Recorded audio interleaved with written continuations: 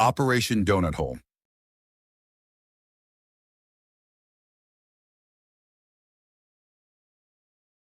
The crime. Springford Heights was a city where logic went to die, and municipal competence had been missing since the late 80s. Most towns had heroes in blue. Springford had heroes in beige polyester who forgot where they parked their squad cars. At the top of this food chain of farce was Detective Barry Bungles McFlint, a man with a badge, a mustache like a grease trap, and the investigative instincts of a wet sock. He once arrested a mannequin for loitering. Twice. McFlint sat at his desk, feet up, chewing on the eraser end of a pencil like it owed him money. Across from him, Officer Marla Krumb stared in disbelief, holding a case file that smelled faintly of coffee, bacon, and what she desperately hoped was glue. "So let me get this straight," she said. "You filed this as a possible muffin heist?" McFlint nodded solemnly. The janitor said it was round, small, and suspiciously glazed. Marla slapped the file shut. That was his inhaler. Just then, the police station's loudspeaker screeched, emitting a sound like a dolphin being strangled by a kazoo. "Attention all units," came the voice of Lieutenant Jerry Sneebel, high-pitched and frantic. "Lockdown protocol. Code Cruller. I repeat, Code Cruller." A siren made of bicycle horns wailed. Chaos erupted. Officers ran in circles. One attempted to rappel down an invisible rope. McFlint calmly sipped cold coffee. "Finally, something big." Marla rolled her eyes.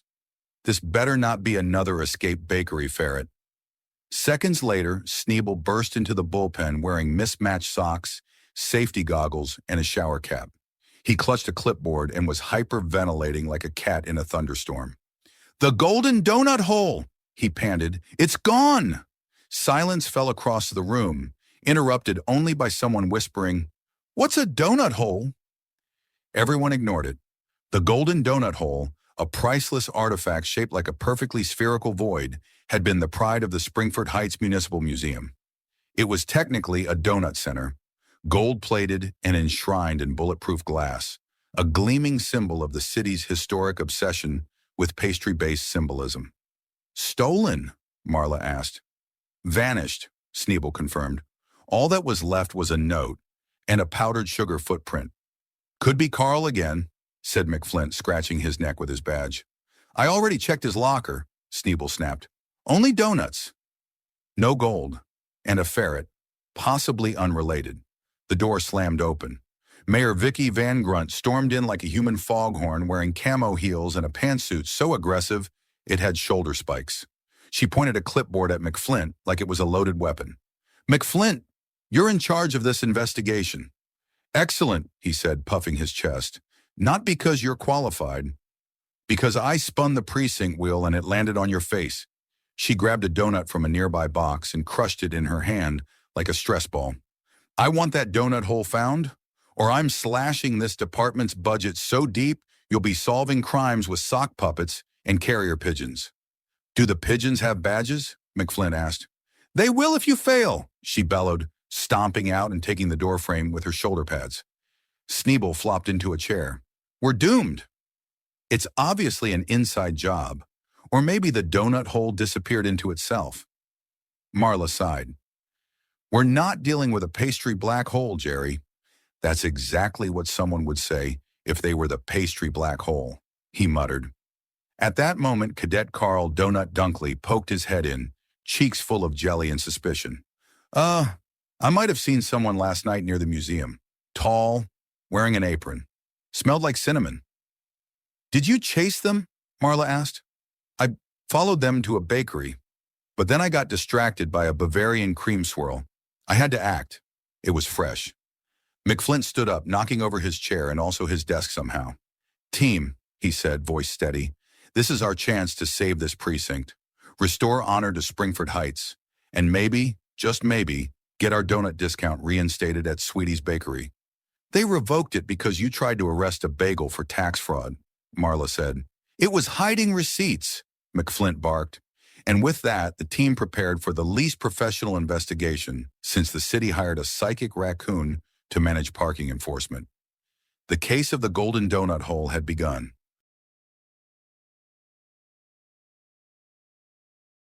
The investigation. The Springford Heights Municipal Museum was quiet, solemn, and smelled faintly of lemon pledge and defeat. Outside, pigeons loitered on the steps like they were casing the joint. Inside, crime scene tape flapped lazily in front of a smashed display case. Detective McFlint crouched in front of the empty pedestal, where the golden donut hole once proudly hovered in a halo of warm lighting and civic pride. He poked at some glitter on the floor with a pencil, then sniffed it. "Sprinkles," he said with authority. Marla crossed her arms. "That's glitter. From the gift shop. You're sniffing a scented bookmark shaped like a cat?" He stood up, brushing glitter onto his pants with zero shame. "You can't be too careful."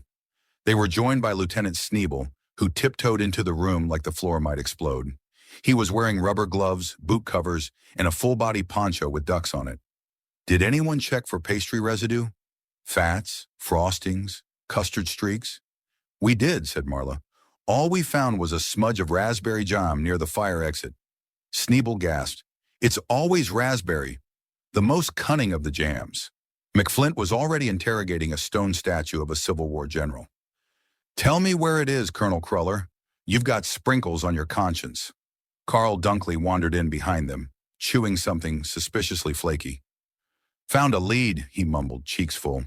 "Tire tracks, from a delivery van, smelled like cinnamon and regret," Marla snapped. "Carl, are you just describing every bakery in a 50-mile radius?" "Coincidence? I think not," he said, then tripped over the velvet rope and fell into a gift shop rack. Marla knelt to examine the jam trail. It led out through the emergency exit, which had a faintly sticky doorknob and a powdered sugar fingerprint on the glass. She took out a swab, then glanced over her shoulder.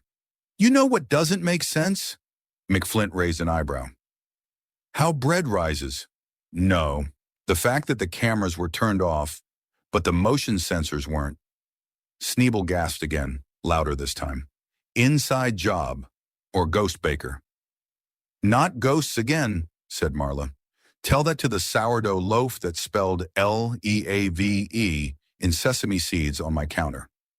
They followed the jam trail down an alley behind the museum. It ended at a crumpled flyer for the Cinnamonton City Bake-Off, happening that very weekend. Printed in suspicious Comic Sans, it advertised exotic pastries, secret recipes, and competitive baking like you've never seen before. McFlint narrowed his eyes. "Competitive baking," he muttered, "the last refuge of scoundrels." Marla took the flyer. "This is our lead. The thief must have gone there. It's the perfect cover for moving stolen pastry artifacts." "Also," added Carl, peeking over her shoulder, "I heard the reigning champion is someone called the Baker. No first name. Just the Baker." "The Baker," McFlint repeated, his voice dramatic. "Sounds like a code name, or a Batman villain." "Or," said Marla, "just a baker." McFlint ignored her. "We need disguises. Undercover, deep cover." Sneebel began hyperventilating again. "I can't go undercover. What if they use gluten as a weapon? What if I get frosted?" Marla sighed. "You can stay here and cross-reference flour suppliers." "I already made a spreadsheet," he said proudly, pulling a laminated chart from inside his poncho. Back at the station, McFlint stared at a mirror while trying on a fake mustache over his real mustache. He squinted. "I shall be Pierre Lepouf, famed French pastry artist and criminal enticer." Marla walked in with a chef's apron that read, "Bake it till you make it," in dead eyes. "I hope this place has a bar." Carl entered last, wearing a hat shaped like a donut and a badge that said Snack Curity. "This isn't regulation," Marla muttered. "Exactly," Carl grinned. "No one will suspect a snack cop." McFlint slammed his hands on the desk. "Team, tomorrow we infiltrate the Cinnamonton Bake-Off. We blend, we observe, we sniff, we taste. But most importantly," he pointed dramatically toward a corkboard covered in donuts and twine, we bake justice." There was a long pause. "You know we're not actually baking anything, right?" said Marla. McFlint ignored her, already practicing his French accent. "Le donut est disparu." Carl was Googling how to smell guilt. Sneebel had already printed emergency allergy cards for the whole team. The plan was in motion. The clues pointed to Cinnamonton. Somewhere among the puff pastries and creme brulee was a thief, and quite possibly a churro cartel.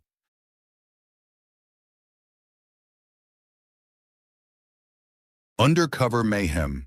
The Cinnamonton Bake-Off was held inside the Cinedome, a massive tented coliseum that smelled like warm butter and shame. Crowds gathered in droves, hypnotized by the scent of frosting and dreams. Bakers in aprons bustled between stations. Camera crews filmed close-ups of aggressive piping. McFlint stepped into the arena wearing a white chef's coat, a scarf that looked like it belonged to an 1800s poet, and a stovepipe hat 2 sizes too large. "Ah, bonjour," he declared to no one in particular. "I am Pierre Lepouf, artiste of the oven, mystère of the macaron, lover of the, how you say, filling." He winked at a small child holding a cupcake. The child screamed and ran. Marla followed behind, trying to disappear into her generic event staff vest and clipboard disguise. Carl brought up the rear, carrying a box of props labeled "Totally normal baking tools, do not open." "Seriously, Carl." A stage manager stopped them at the entrance. "You 3 with a team?" "Oui, madame," McFlint said in his worst French accent. "We represent La Fromagerie de Baguette." "Explosion," the stage manager blinked. "Sounds made up." "It is very made up," Carl chimed in. "Like puff pastry." Somehow this worked. They were assigned a table between 2 very serious competitors. On one side, a tall Germanic woman sculpting a life-size marzipan iguana. On the other, a man with 3 mustaches icing cookies like he was defusing bombs. Marla leaned in. "Let's not blow our cover. Blend in. Observe. Nobody do anything stupid." McFlint unsheathed a golden spatula from his coat like it was a sword. Too late. For the first 10 minutes, they managed to act like real bakers. McFlint crushed almonds with reckless elegance. Marla took photos of everyone in the room, pretending to Instagram while uploading evidence to the precinct database. Carl licked a whisk and pretended it was forensics. Then it happened. A contestant across the tent pulled a sheet off their final entry, a towering croquembouche that looked suspiciously familiar, glistening, hollow, perfectly spherical. "That's it," whispered Marla. "That's the golden donut hole." "But it's edible now," said Carl. "That's a crime against breakfast." The contestant wore dark sunglasses and a beard that looked suspiciously detachable. Their name tag read only, "The Baker." McFlint narrowed his eyes. "Let me handle this. Subtlety is my middle name." He immediately grabbed a megaphone. "Everyone stay calm. The donut hole is among you." People screamed. The marzipan iguana exploded. Carl threw flour in the air like it was a smoke bomb and tripped over a pie. The baker bolted, tossing profiteroles like grenades. Marla gave chase, dodging éclairs and a fondant swan. McFlint got stuck in a cotton candy display and tried to chew his way out. "Go!" "I'll eat a path," he yelled, face sticky. Carl sprang into action, commandeering a child's electric cupcake cart. The cart maxed out at 3 miles per hour but played aggressive polka music as it sputtered forward. The baker dashed through the loading zone, still holding the artifact turned dessert like a precious baby. Marla was gaining. She ducked under bunting, vaulted a pretzel display, and landed in front of a confused mariachi band. "Cut them off," she yelled at Carl. "I'm trying." The cart has a butter-based traction issue. The baker reached the parking lot just as Sneeble's rental van screeched into view. He had come just in case the team was murdered by Flan, as he explained later. The baker hurled a cinnamon roll at the windshield. It stuck with a sad splat. McFlint stumbled out of the tent, frosting in his eyebrows and a half-eaten cotton candy stuck to his back like a cape. He spotted a Segway marked security. "Justice rides tonight," he whispered and mounted it. The Segway lurched forward at full speed, 8 miles per hour of unsteady righteousness. He passed Marla, Carl, and Sneeble in slow motion. "Flint, no!" Marla yelled. "You don't even know how to turn." "Neither does Justice," he screamed. The baker was climbing a decorative chocolate fountain to get to the top of a catering truck. McFlint aimed the Segway like a missile. It hit a baguette display and went airborne. Time slowed. Somewhere, An angelic choir sang. McFlint's hat flew off. He tackled the baker mid-fountain. Both crashed into a pile of whipped cream tubs. Carl arrived just in time to see McFlint rise from the wreckage. The golden donut hole tucked under one arm, whipped cream dripping from his ears. "Gotcha," he said, triumphant, then slipped on a churro and fell directly into a crate of lemons. Marla cuffed the baker, who turned out to be the museum curator in a fake beard and contact lenses. "You faked the theft," she said. "For insurance money?" "And to fund my dream," the curator snapped. "A private dessert island where cakes are currency and I am the king." "Yeah, we'll see how far you get on a pastry passport," she muttered. Carl picked up the donut hole. "It's still warm, a little sticky, smells like revenge and nutmeg." Sneeble approached in a hazmat suit. "I've secured the artifact in a food-grade evidence bag. Also, I sanitized Carl." "You what?" said Carl, shivering. Marla looked around at the chaos. "We need to leave before someone mistakes this for performance art." McFlint wiped whipped cream from his face and struck a heroic pose. "Team, we did it. Case closed. Crime baked. Order. Restored."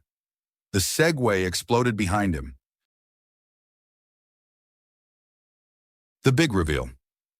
Back at the station, the golden donut hole sat in the evidence room under 3 locks, a glass dome, and a note that read, "Do not lick. Seriously, Carl." Detective McFlint strolled into the briefing room with a bandaged nose, a cape made of tinsel, and an ice pack strapped to his hip. "Another case cracked," he declared. "Another criminal glazed." Marla didn't even look up from her paperwork. "You tackled a man off a chocolate fountain and suffered mild frosting inhalation. That's not cracking a case. That's how YouTube fails are born." "Frosting is nature's airbag," McFlint said proudly. Lieutenant Sneeble entered next, still in a full hazmat suit, clutching a clipboard and a half-eaten granola bar wrapped in 3 layers of plastic. "I tested the donut hole for residual contaminants. It's 98% gold, 1% nutmeg, and 1% trace DNA from Carl." Carl appeared in the doorway, eating a churro with sunglasses on. "Can't prove it was me." "We can," Sneeble said. "I also ran a full churro trace. You've eaten 17 since last night. Training calories." The door slammed open and Mayor Van Grunt marched in, wearing a medal of her own invention that read, "I screamed the most." "I got the insurance payout reversed and the curator's been shipped off to Pastry Crimes Division, which is apparently real. Who knew?" "We did," said Sneeble. "I subscribed to their newsletter." She slapped a folder on the table. "And since none of you died in an icing-related explosion, and the artifact's back in one slightly stickier piece, congratulations." McFlint beamed. "I accept the Medal of Heroism." She held up a gold sticker of a smiling waffle and smacked it onto his forehead. "Don't push it." Carl opened the evidence fridge. "Anyone want half a fritter I found behind a laser printer?" Marla stood up, grabbed her jacket and muttered, "I'm going on vacation." "Don't call me unless the city catches on fire or someone confesses to inventing raisins." Sneeble turned to McFlint. "Do you think they'll let us keep the Segway? It exploded." "So, no?" Mayor Van Grunt pointed at McFlint. "You get one more screw-up before I turn this precinct into a parking lot for therapy goats." "Are the goats unionized?" McFlint asked. She growled and left the room. Carl leaned back in his chair, hands behind his head. "So, what now?" McFlint struck a dramatic pose, 1 foot on a filing cabinet. "Now? We prepare. For the next great criminal threat to this city." Sneeble gasped. "You mean the rumored creme brulee syndicate operating out of the yogurt district?" McFlint narrowed his eyes. "No, bigger." He flipped the lights off, then back on, then off again for dramatic effect. "We take down the muffin mob." Carl dropped his churro. Marla's voice echoed faintly from the hallway. "Absolutely not."